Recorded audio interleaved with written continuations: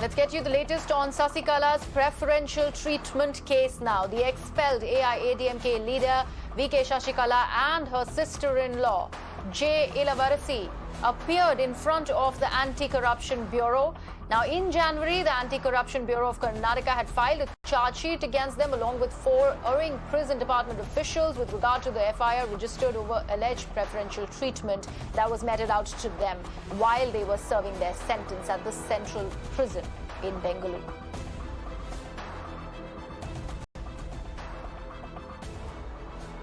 My colleague Neha Hebale joins me live on the broadcast. Neha, what word from this particular, Sasikala, I believe, has already appeared before the Anti-Corruption Bureau. Do we know what has ensued after that?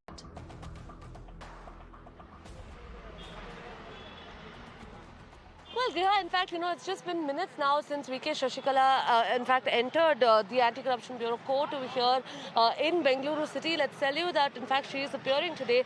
This is the first hearing after the charge sheet was filed in the preferential treatment case. Let's tell you that for the 4 years that Sasikala was, in fact, lodged in central prison or in Parapanagrahara jail over here in Bengaluru, there were allegations of her having received preferential treatment right from a separate kitchen being set aside to her to, in fact, other special amenities that were given to her.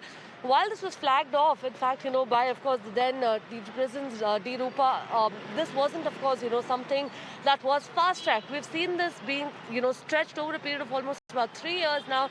It was only this year in January that we saw the charge sheet being filed, and today being the first hearing after the charge sheet was filed. So as far as this entire case is concerned, of course, it would be interesting now to see as to what the court rules, of course, right now, and what really ensues in the hearing. And that is, in fact, something that we'll have to keep an eye out for.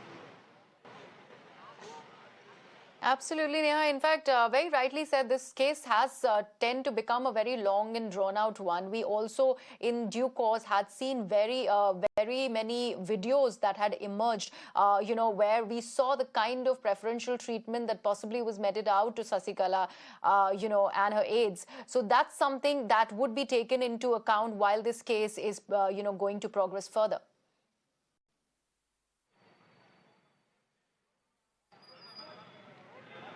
Well, that's absolutely right, Griha. Also important to remember that, in fact, there were several videos that had surfaced, like you rightly mentioned.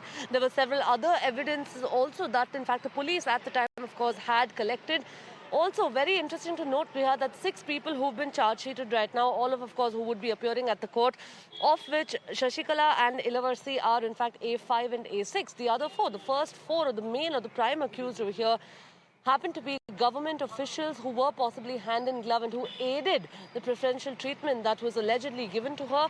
So, of course, while we are looking at the other accused over here being government officials, they, of course, also would be questioned. Now, the final report that was submitted by the police, and later we saw the charge sheet being submitted in January. And this is, of course, something, that would now really have to play out, and we'll have to wait and see what happens.